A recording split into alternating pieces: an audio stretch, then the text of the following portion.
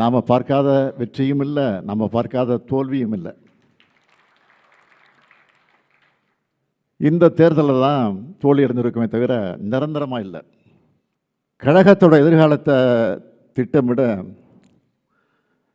நமக்கு காலம் கிடைச்சிருக்குன்னு இதை நாம் எடுத்துக்க வேண்டியது தான்.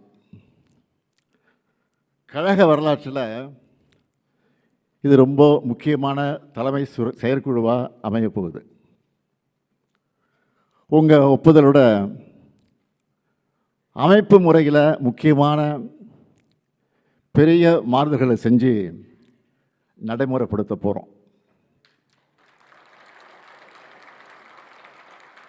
நம்முடைய திராவிட முன்னேற்ற கழகம் தொடங்கப்பட்டு 75 ஆண்டுகள் கடந்த பிறகும் கழகம் வலிமையோடு இருக்கிறதுக்கு காரணம் நம்ம அமைப்பு முறை தான். தலைவர் கலைஞருடைய வரிகளை நீங்கள் மறந்திருக்க மாட்டீங்க. இந்த கருணாநிதியினுடைய வாழ்வு முடிந்தாலும் திராவிட முன்னேற்ற கழகத்தினுடைய வாழ்வு முடியாது. அதன் அமைப்பு முறை காப்பாற்றும். இதுதான் தலைவர் கலைஞர் குறிப்பிட்டது. அப்படிப்பட்ட அந்த அமைப்பு முறையோட வலிமையால் தான் நாம் நிற்கிறோம். இப்படி தோற்றதுக்கு பல காரணங்கள் இருக்குது. அதில் மற்றொன்று நிர்வாகிகளோட செயல்பாடுகள். அதையும் நாம் மறைக்க தேவையில்லை. நம்ம தவறுகளை முதல்ல நாம் ஒத்துக்கணும், வெளிப்படையாக ஒத்துக்கணும்.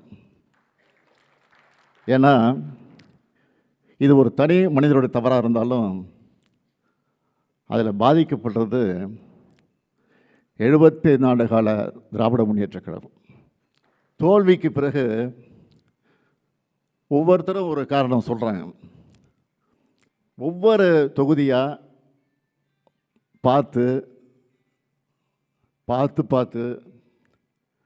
குறைகளை கண்டுபிடிச்சு ஆளை மாற்றுறதை விட முழுமையான ஒரு சுய பரிசோதனை வேணும்னு நான் முடிவெடுத்தேன். அந்த வகையில் திராவிட முன்னேற்ற கழகத்தினுடைய நிர்வாக அமைப்பில் பல மாறுதல்களை செய்ய இருக்கிறேன். இதெல்லாம் கடுமையானதாக தான் இருக்கும், சிலருக்கு கசப்பானதாக இருக்கும். கசப்பு தான் உடம்புக்கு நன்மை செய்யும். நீங்கள் எல்லாரும் அதுக்கு ஒத்துழைப்பு கொடுக்க வேண்டும் என்று நான் கேட்டுக்கொள்கிறேன். இந்த மாறுதல்கள் அடுத்த 100 ஆண்டுக்கு கழகம் உயிர்ப்போடு இருக்கிறத உறுதி செய்யும். ரிசல்ட் வந்ததும் நம்ம தோல்விக்கு பிறகு